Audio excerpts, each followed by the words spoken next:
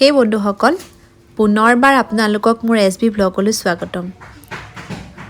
ভালে আছে নিশ্চয় সকলো।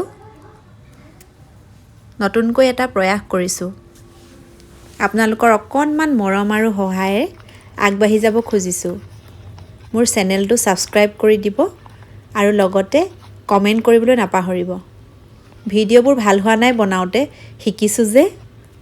লাহে লাহে আৰু কি হয় নাজানো। তথাপি আৰু চেষ্টাটো এৰি দিয়া নাই। এয়া আজি মই বনাইছোঁ খুতৰা শাকৰ সৈতে মাছৰ জোল। খুতৰা শাকটো মোৰ খুব প্ৰিয় আৰু কাৰ কাৰ প্ৰিয় মোক জনাব। মাছকেইডোখৰ এনেদৰে ভাজি লৈছোঁ।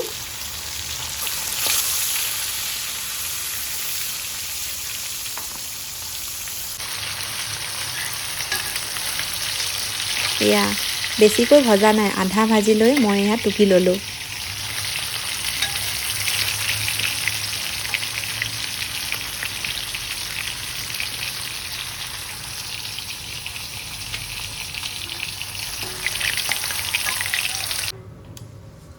আৰু সেই তেলতে পিঁয়াজ জলকীয়া দি ভালকৈ ভাজি ল'লোঁ।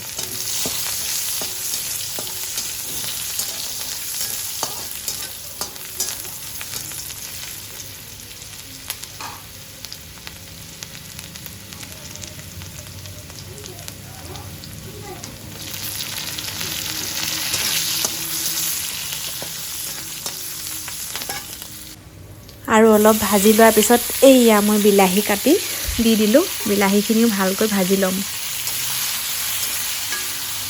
আচলতে শাকৰ জোল মই মাৰ হাতেৰে খাই বৰ ভাল পাওঁ। মাৰ হাতখনৰ কথাই বেলেগ।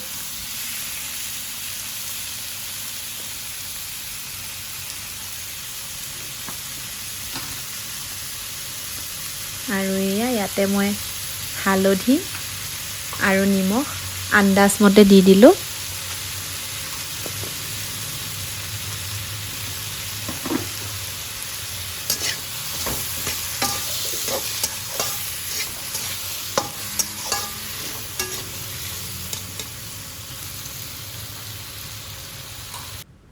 আৰু ভালকৈ ভাজি লৈ এয়া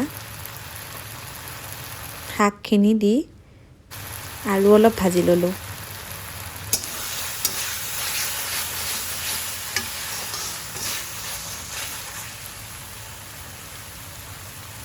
তাৰপিছত এয়া পানী দি দিলোঁ।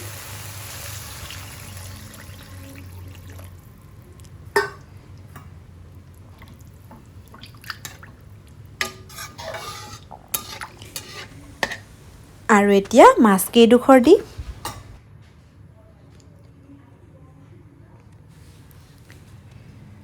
ভালকৈ উতল আহিবলৈ দিম। আচলতে জুইত বনালে বৰ সোৱাদ হয় নহয়নে? কি কৰিব আৰু উপায় নাই। জুইত বনোৱা ঘৰত গ'লেহে খাবলৈ পাওঁ।